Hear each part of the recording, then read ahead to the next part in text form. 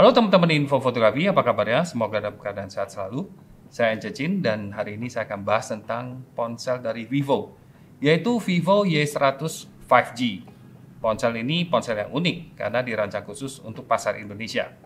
Harganya sekitar 3,8 sampai 4,2 juta tergantung dari konfigurasi memori atau storage-nya. Dan melihat dari harganya, Y100 ini tergolong ponsel yang terjangkau untuk generasi Y atau istilah kerennya kaum milenial. Meskipun dijual dengan harga 3-4 jutaan saja, Vivo Y100 ini tidak mengurangi kualitas fisik maupun desain dari ponselnya. Ia tersedia dalam dua warna, hitam onyx dan juga warna ungu yang saya pegang ini, yang konon terinspirasi oleh bunga anggrek di Indonesia. Dan dia punya frame yang metalik atau mengkilap, ya, yang sepertinya lagi trendy tahun ini. Sampul belakang Vivo Y100 ini juga spesial. Kulitnya dari serat premium dan ada lapisan di atasnya untuk melindungi dari noda dan goresan. Vivo juga menyertakan casing dari plastik saat pembelian. Dan case ini sedikit unik karena bisa menutupi bagian USB-C port juga. Lumayan aman jadinya dari debu maupun air. Layarnya AMOLED 6,67 inci dengan refresh rate yang cukup tinggi, yaitu up to 120 Hz. Dan sudah mendukung fast charging 80 Watt. Dan yang keren, ada proteksi baterai selama 4 tahun. Jadi kalau kinerja baterainya berkurang di bawah 80% dalam kisaran 4 tahun, maka teman-teman bisa klaim garansinya. Lumayan banget kan, soalnya performa baterai memang biasanya bermasalah dalam pemakaian jangka panjang. Yang menjadi standar juga adalah rating IP54, yang artinya Vivo ini lumayan tahan air dan debu, tapi tidak bisa dan tidak tahan disemprot dan diceburin ke air. Prosesor dalam ponsel itu banyak menentukan kinerja, terutama untuk menjalankan aplikasi yang berat, seperti gaming atau bisnis. Tapi kalau prosesornya terlalu tinggi dan terlalu baru spesifikasinya, harga ponsel bisa mahal sekali.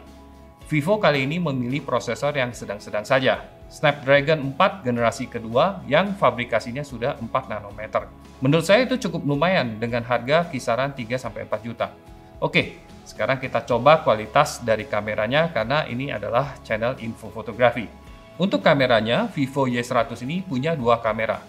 Yang utama adalah yang lensa wide dengan resolusi 50 megapiksel dan bukan f1.8. Yang kedua adalah modul kamera ultra wide dengan resolusi 8 megapiksel dan bukan f2.2. Vivo sendiri tidak menyertakan ukuran sensor di spesifikasi resminya. Tapi dari data EXIF dan ukuran lensanya, saya memperkirakan yang ultrawide sensornya 1/4 inci dan yang wide sekitar 1/2,3 atau 1/2,5 inci. Cukup basic kamera-kameranya seperti digital kamera compact zaman dahulu. Oh ya, satu lagi, kamera selfie-nya ini 8 megapiksel dengan bukan f1.8. Di kondisi terang, kualitas gambar yang dihasilkan Vivo Y100 ini bagus dan detail.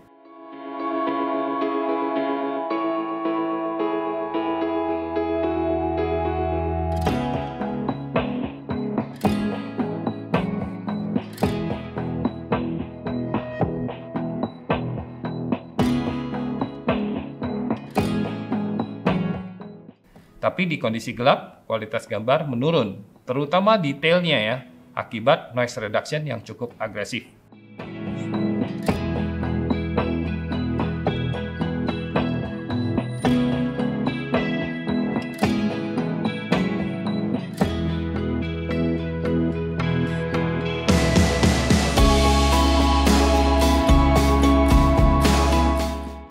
Di mode potret, ponsel secara default akan menghidupkan lampu LED untuk membantu pencahayaan.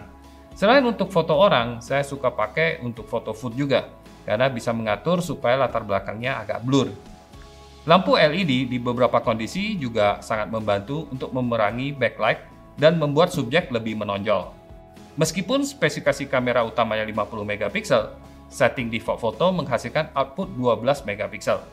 Untuk merekam 50 megapiksel, kita harus mengaktifkan di setting kameranya. Dan hanya tersedia di wide angle satu kali dan tidak bisa zoom. Kualitas 50 megapiksel lebih detail, tapi hanya cocok di kondisi yang terang saja. Menurut saya, 12 megapiksel secara default itu sudah cukup optimal sih sebenarnya. Yang unik dari kamera Vivo Y100 ini adalah mode malamnya atau night mode. Saat memotret dengan mode ini, kamera akan mengambil gambar selama beberapa detik dan langsung memprosesnya menggabungkannya menjadi satu. Kualitasnya lebih detail dan noise-nya tidak terlalu banyak.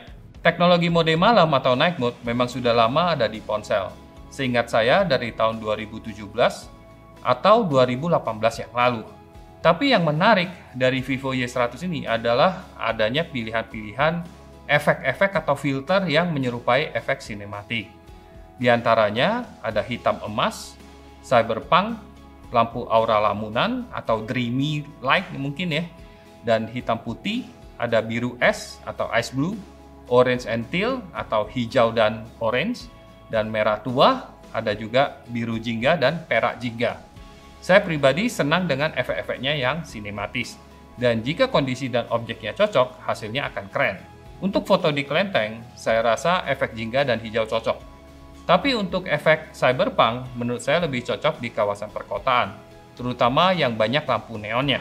Efek biru es atau ice blue itu juga saya rasa sangat unik, terutama digunakan untuk pemandangan salju. Kadar dari efek-efek ini sebenarnya bisa diatur, mau pekat sekali atau tidak. Dalam pengujian, saya setting ke yang paling maksimal supaya teman-teman bisa lihat dengan jelas pengaruh efeknya. Tapi sayangnya, efek-efek stylish ini hanya tersedia di mode malam. Di mode foto biasa, ada efek-efek lain yang standar yang sudah saya coba dan saya review di ponsel Vivo yang pernah saya review di channel ini sebelumnya. Seperti kebanyakan ponsel pada umumnya, ada mode Pro juga di mana kita bisa atur berbagai setting sesuai keinginan kita. Tapi saya sendiri kalau pakai ponsel semacam ini terus terang jarang pakai mode Pro. Lebih banyak memberikan kesempatan ke kamera untuk memutuskan setting yang tepat sendiri. Bagi teman-teman yang suka mengatur secara manual, ya silakan menggunakan mode Pro di mana kalian bisa mengubah setting seperti exposure value atau white balance dan sebagainya. Secara desain menurut saya tidak banyak kelemahan dari ponsel ini. Yang agak kurang mungkin kecerahan layarnya yang hanya 1300 nits yang mungkin akan sedikit menyulitkan di kondisi yang terang di outdoor.